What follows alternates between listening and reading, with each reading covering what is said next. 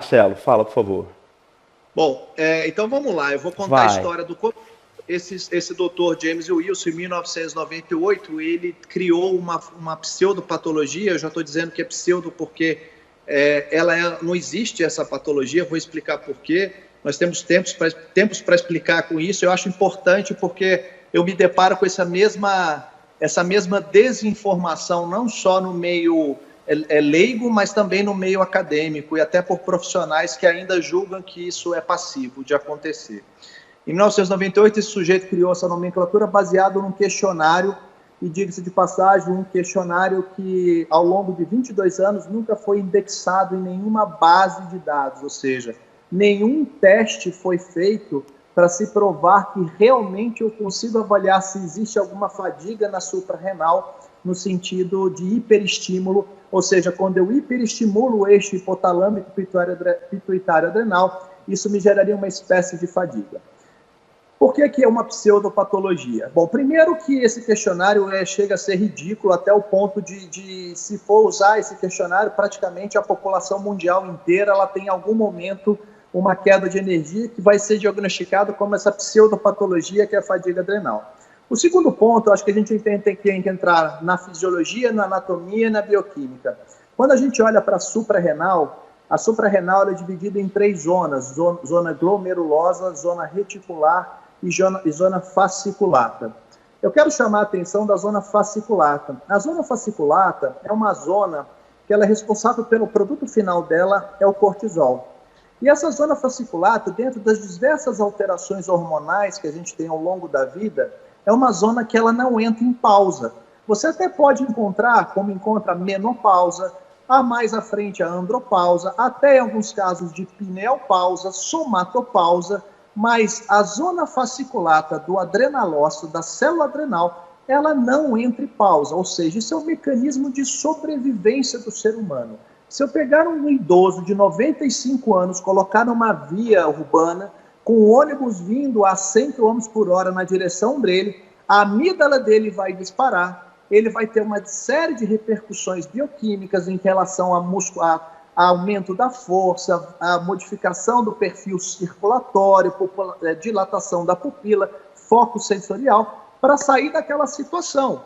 Então, isso é um mecanismo de sobrevivência primitivo e conservado até o nosso último dia de vida. Então, isso é o primeiro ponto. A minha amígdala ela está funcional. Isso é o primeiro ponto e minha zona reticular está funcional. Segundo ponto, em 2006 saiu um trabalho dizendo o seguinte, que a zona fasciculata do córtex adrenal, ela se adapta aos hiperestímulos. Ou seja, o que significa isso? Ela entra em hiperplasia e hipertrofia quando eu tenho estímulos. É igual você falou, do mesmo jeito que aqui em cima eu me adapto, a minha adrenal se adapta.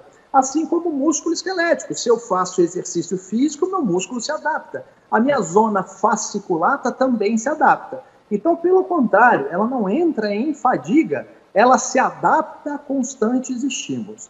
Isso foi um trabalho e a partir disso começou-se a vir diversos trabalhos. E eu vou chegar nos principais trabalhos que foram realizados em 2016 e 2017. Em 2016, nós já tivemos, então, uma revisão sistemática, e nessa revisão sistemática se mostrou que onde 3.000 e tantos artigos foram selecionados, 58 artigos no final dessa revisão sistemática, e ali se verificou o seguinte, se constatou que fadiga adrenal não existe. Basicamente, o que eles fizeram? Pegaram os indivíduos que supostamente tinham essa queda de energia vital, colocaram para um lado, falaram, então vocês ficam aqui quem tem queda de energia vital. Né? E aqui vamos colocar os pacientes controle, que não tem absolutamente nada. E vamos dosar o cortisol desse pessoal aqui, que está se dizendo fadigado, e vamos dosar o cortisol do grupo controle. Bom, o curioso é que a gente sempre diz que o indivíduo fadigado, ele tem uma modificação na curva de cortisol, uma espécie de curva flat, muitas vezes, quando ele entra nesse pseudo estado de fadiga, ou seja, a curva não se altera, porque a adrenal dele já está fadigada. Tá. Curiosamente, nessa revisão, em torno de 70% dos sujeitos que apresentavam sintomas de fadiga adrenal tinham a mesma curvatura dos sujeitos controle, ou seja, os sujeitos carregavam toda a sintomatologia sem alteração da curva. E fizeram curva matutina, fizeram curva de manhã, tarde e noite, fizeram todas as avaliações classicamente utilizadas para cortisol e viram que, em média, de 60% a 70% das pessoas tinham sintomas sem alteração da curva. Diante disso, o mesmo grupo de pesquisa fez um trabalho que jogou por terra a teoria da fadiga adrenal. O que eles fizeram? O grande papel, Fabrício, você sabe disso melhor do que eu, do cortisol, é que ele é um hormônio glicorregulador. É a principal função do cortisol, ou seja, ele é responsável, toda vez que eu tenho alteração da minha glicemia, ele glicorregula, ele vai mobilizar substratos energéticos, seja por meio de uma lipólise a nível agudo, seja por meio de uma gliconeogênese para manutenção da glicemia. E eu consigo ter um outro hormônio, que é o glucagon, que também faz isso. Então, o papel é glicorregulação. O que eles fizeram? Primeiro, eles fizeram o teste do ACTH sintético, que é da cosintropina. Deram uma dose de 250 microgramas de cosintropina, no sentido de seguinte, olha, a cosintropina é um ACTH, hormônio adrenocorticotrófico, ele que estimula a adrenal a produzir cortisol. Então, se eu dou o hormônio adrenocorticotrófico, essa adrenal tem que responder secretando cortisol. Ora, se ela estiver fadigada, quer dizer o quê? Que ela não vai subir. Então, muito simples o teste. Pois deram, então, a cosintropina para esses indivíduos fadigados, com todos os sintomas. O que aconteceu com o cortisol? Subiu do mesmo jeito que os indivíduos que não carregam sintoma. Primeiro ponto, que já joga a fadiga adrenal por terra. Segundo ponto, fizeram o teste de tolerância à insulina. Você sabe que é um teste extremamente perigoso, porque você induz o indivíduo a uma hipoglicemia, e isso pode levar a óbito. Então, é um teste que o Conselho de Ética só autoriza um teste desse se tiver, por exemplo, um carrinho de parada do lado, com adrenalina, com todo o artefato necessário no carrinho de parada. O que eles fazem? Se o cortisol é hormônio glicorregulador, quando eu der insulina, que a glicemia cai de uma vez, esse cortisol tem que glicorregular. Mas se essa célula estiver fadigada, o cara morre, né? Teoricamente, resumindo, fizeram o teste de insulina e os indivíduos responderam idêntico aos indivíduos do grupo controle. Fizeram, mesmo os indivíduos, o teste de cortisol matinal, vespertino e noturno, lembrando que o vespertino ele cai em torno de 50% em relação ao matutino e 30% a 40% em relação ao vespertino, e a curva foi fisiológica. Então, Fabrício, num primeiro momento, o que a gente sabe é que fadiga adrenal ela não existe. O mecanismo de glicorregulação ele é preservado. Então, as alterações de energia são oriundas de uma disfunção mitocondrial, que nós vamos chamar de síndrome da fadiga crônica associada à disfunção mitocondrial. Perfeito. Eu vou te passar a bola, que depois eu vou seguir para inflamação. Vai voltar. Tá? Eu só quero que a gente feche esse tema só com uma consideração, assim. Eu adorei quando sobre os indivíduos que têm a curva flat, para a gente fechar o raciocínio. Isso. Mas... Então vou levantar para tu bater. Então, assim, qual é a conversa? Acho que quando tu tocou no assunto, eu achei algo interessante, assim, por quê? Porque quando a gente botou o título dessa live fadiga, eu optei por não colocar o termo adrenal, porque embora seja um termo até comum, né, no meio, vamos dizer assim, se a gente vai para o PubMed procurar, acha esse tipo de resposta que tu deu. Né? Tem até uma revisão recente falando, onde é que está quem acredita em fadiga adrenal e assim por diante. Mostrando realmente essa linha histórica, assim. Mas fazendo o contraponto, ou seja, né, que eu acho que é onde tu vai chegar agora, ou seja, existem aqueles indivíduos que mostram o hipocortisolismo, vamos dizer assim, que esse é um termo que existe, né? Ou seja, embora o termo que o termo fadiga, e aqui o que eu quero que as pessoas entendam estamos conversando dois chatos da bioquímica que gostam do nome bem falado, vamos dizer assim, né? E que não querem usar o termo errado no contexto errado. Então, assim, que eu acho que agora onde é que tu vai chegar, ou seja, e aquele indivíduo da curva flat, aquele indivíduo do hipocortisolismo, ou seja, para depois a gente ir para frente. Vai lá, Marcelo, agora fecha. E arrematar, porque eu tenho certeza que tem pessoas que pegam o resultado de exame e vão encontrar o indivíduo com essa curva flat, né? É natural a gente encontrar. que é onde eu me questionei quando eu vi o resultado da revisão sistemática, onde em média de 20% a 30% dos indivíduos tinham essa curva flat. Eu falei, bom, por que esses caras têm a curva flat? Quando você vai para a literatura, nós temos o que nós vamos chamar de insuficiência adrenal primária, que é a doença de Addison, e nós temos a insuficiência adrenal secundária. E se você for estudar a insuficiência adrenal secundária, é uma redução do cortisol por deficiência da minha reserva hipofisiária de ACTH. Então, o cortisol baixa porque eu tenho baixo ACTH. Mas por que eu tenho baixo ACTH? Porque eu tenho baixa sinalização hipotalâmica e hipofisiária. E aí nós sabemos, das teorias hipotalâmicas, é que nós temos as orexinas. E quando a gente pensa na inflamação, a inflamação suprime as orexinas. E as orexinas são responsáveis a nível hipotalâmico por secretar o hormônio liberador de corticotrofina.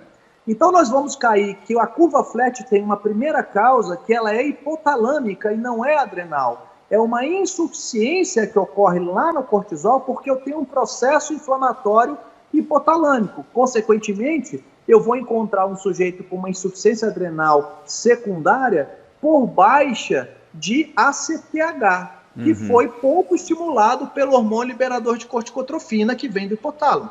Isso é a primeira teoria. A segunda teoria, que aí nós vamos bater lá na adrenal, e a gente vai ver muito isso em trabalhos com doenças autoimunes, que é o seguinte: vamos pensar, Fabrício, na síntese de um hormônio esteroidal.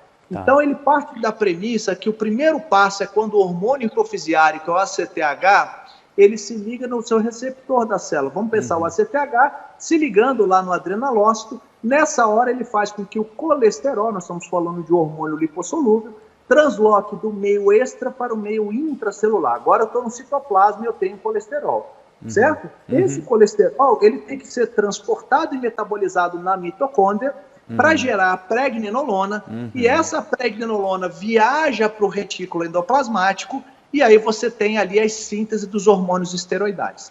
Ok, esse é o processo fisiológico. Qual que é o grande problema? Inflamação, que aumenta a ciclooxigenase 2, baixa de glutationa reduzida e estresse oxidativo impactam em duas enzimas que translocam o colesterol para dentro da mitocôndria, que é a STAR e a TSPO. Essas duas enzimas, quando eu tenho inflamação, eu tenho menos colesterol translocado. Se eu tenho menos colesterol translocado, menos cortisol eu vou fazer, menos hormônios sexuais eu vou fazer. E tem um agravante. Depois que o colesterol é metabolizado a pregnenolona, tem estudos mostrando que o TNF-alfa impacta na biotransformação do colesterol para pregnenolona, impacta na transformação do deoxicortisol para cortisol, impacta na 17-alfa-hidroxiprogesterona para DEA.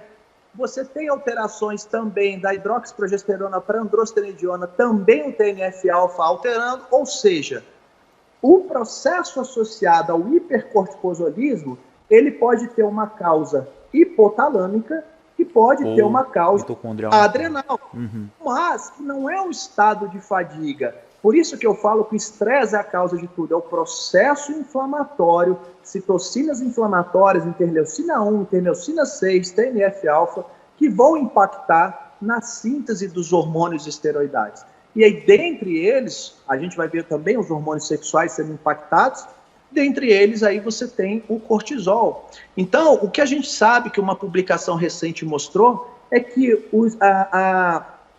a gente fala assim que a inflamação, ela precede o estresse do retículo endoplasmático e a disfunção mitocondrial. Então, quando eu começo a olhar os marcadores, assim, o que eu faço muito na prática clínica, quando eu olho os marcadores de inflamação elevados e o paciente ainda não apresenta uma curva alterada, ou seja, ele tem reclamação de fadiga, de cansaço, mas a curva está preservada, mas ele apresenta um ácido úrico aumentado, uma gama-GT aumentada, um RDW aumentado, estou dando exemplo de 3 simples que a gente pode, ou uma monocitose, passando de 800 células por milímetro cúbico, isso é uma monocitose. Isso já me diz 4 marcadores simples que me denunciam inflamação. E aí, se ele ainda tem a curva preservada, eu não fizer nada, a tendência é ele gerar uma grande disfunção mitocondrial, estresse do retículo endoplasmático, e aí ele vai entrar no achatamento. Então, o que acontece, Fabrício? A inflamação ela está presente no estresse, ainda assim sem alteração da curva. Mas se isso altera, ou se perdura, ela no longo entra... prazo. Tá? Então, aí vai cair onde tu iniciou a nossa palestra, que é onde a gente pensa na inflamação crônica. Por isso que eu falo que ela é a grande causa de tudo. E ficar olhando para a adrenal, me perdoe, mas olhar apenas para a adrenal e achar que o tratamento é simplesmente dar um análogo de cortisol, isso é uma visão pequena. Talvez você possa fazer isso num primeiro momento para que o sujeito tenha a sua reação, mas ali não está a causa. A causa não está ali. A causa é muito maior. A causa diz respeito ao estilo de vida. Porque sabe o que vai acontecer, Fabrício, se a gente não fizer isso? A gente vai ter uma população que já tem viciada em Rivotril para dormir, viciada em hidrocortisona para acordar e metilfenidato para ter foco durante o dia. Então tem pessoas que estão vivendo com essas 3 medicações e acham que isso é normal. Não, isso não é normal. Mas é muito mais simples comprar um comprimido do que rever o seu estilo de vida, meditar, se alimentar bem, dormir no horário, evitar a luz azul dos computadores, né? E por aí vai, enfim. Eu acho que as coisas estão um pouco distorcidas, criam-se nomenclaturas distorcidas, patologias distorcidas, e aí eu entro, por que eu bato muito na fadiga adrenal? Porque há um baita interesse comercial nisso, a começar pelo próprio pseudo-inventor da pseudopatologia, que tem uma linha de produtos para tratar a pseudopatologia. Quer dizer, o que eu preciso fazer, basicamente, é muito simples. Eu preciso modificar o estilo de vida e usar os fitoterápicos, os compostos bioativos, para dar o tapa nas costas do sujeito, que é assim, amigão, vamos mudar o estilo de vida?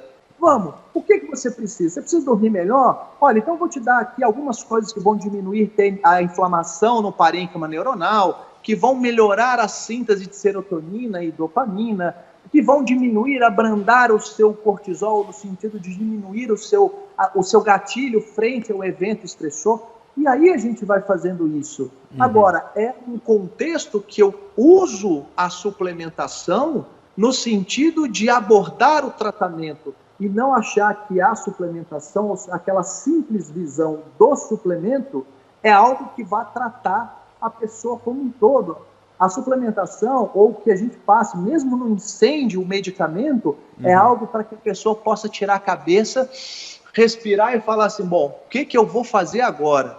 Então é isso, então as coisas estão distorcidas, e aí criam-se essas distorções fisiológicas, bioquímicas, que realmente são distorções, onde quando a gente vai estudar a fundo a coisa não é bem assim como tem sido colocado. E você, melhor do que eu, que estuda isso muito mais no seu foco de estudo, sabe que o estilo de vida está no carro, na mudança, na essência de qualquer tratamento patológico.